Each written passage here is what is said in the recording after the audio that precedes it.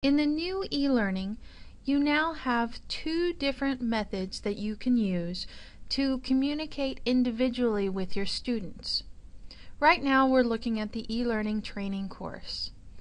And you'll notice in my course menu I have two communication tools turned on. One is called UT Dallas Email and the other is called Messages. By default, all courses have the UT Dallas email tool available in the course menu. During this video, we will discuss the differences between the two and some of the advantages and disadvantages of each. First, let's discuss email. Before we begin, it is very important that if you're going to choose a tool to communicate directly with individual students, that you choose one or the other. Do not make both of them available, as that causes more confusion than is needed. So first, let's discuss UT Dallas email. The UT Dallas email tool is basically a front end for sending email directly to students' utdallas.edu accounts. So if I selected to send an email to all users or to a select user, for example, I would then be sending an email directly to each of these students' individual email accounts. As soon as I typed in the subject and the text of my email, once I hit submit, that email is no longer in the e-learning system. It has basically forwarded that email out to the student's Gmail account. So think of the email tool as basically a front end for basic email.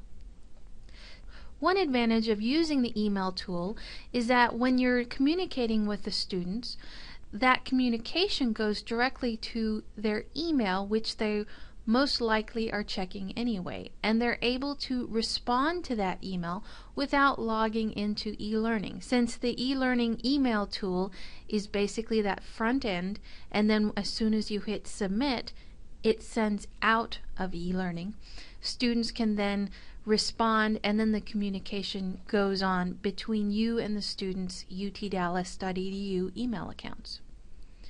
Another advantage to the email tool is that email is integrated into the groups tool. If I go into users and groups, then go into groups, I can send an email very easily to individual groups. Also, the email tool is integrated nicely within the Grade Center. So if I go into the full Grade Center, I can select certain students and I can then send those students an email.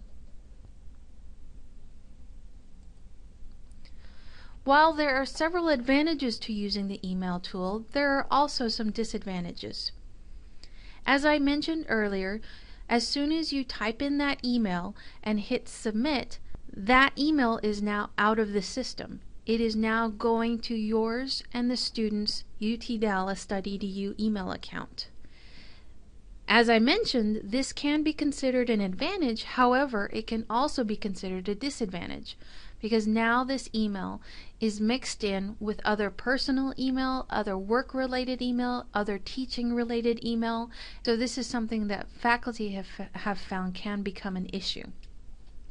Also, another disadvantage to using email is that at the end of each semester, the UTD e-learning team takes an archive of every course, and because that communication or that email that has been sent is basically going on outside of the system, any emails are not archived with each course.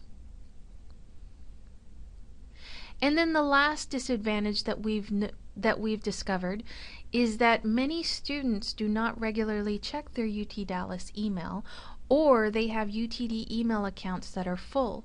And so when you send an email to the entire class, you may receive several bounce messages because students' accounts are full, for example. So those are some of the advantages and disadvantages to using email. The other communication system that can be used to communicate individually and directly with students is the messages system, or the messages tool. The messages tool is very similar to what we had in the old e-learning system. Any messages that are sent in e-learning can only be sent to other students or faculty or users within your course. You cannot send out using messages to a certain email address, and likewise you cannot send from the outside into a message. It's completely self-contained. So let's discuss some of the advantages and disadvantages to using messages. As I mentioned earlier, all communication is self-contained within your course. So any messages that are sent are not mixed in with anything personal or anything work-related or anything unrelated to the course. It's self-contained within this course. Also, messages are included in the archive of every class that happens at the end of each semester. So, for example, if 1 year down the road a question comes up regarding a student's grade or regarding something that happened in the course, when you contact the UTD eLearning team and we restore that course for you, all of those messages will be restored as well, since they are part of that archive.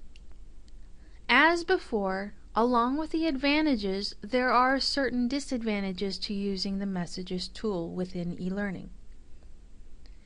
While the email tool was integrated into the groups and gradebook tools, you'll notice that if I go into groups, I do not have the ability to send messages. I only have the ability to send email. And so you understand the difference between the two. And likewise, in the Grade Center, I do not have the ability to send messages to my students. I only have the ability to send email to students. One more disadvantage to using messages in your class is that you and your students will have to log in order to view and respond to any messages that are waiting for you. So now you know the difference between the email tool and the messages tool.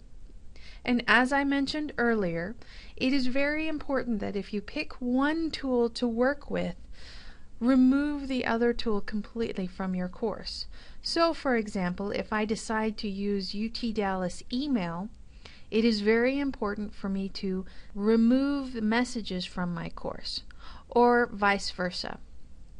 It is strongly recommended that you do not include both of these tools in your course.